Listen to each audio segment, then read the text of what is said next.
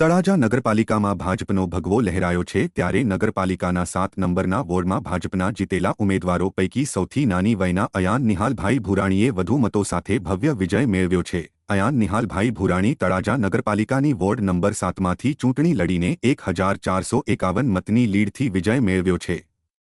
નાની વયે રાજકારણમાં પોતાનો ઝંડો ગાડનાર નાની વયના અયાન નિહાલભાઈ ભુરાણીનું ભવ્યથી ભવ્ય વિજય સરઘસ યોજવામાં આવ્યું હતું।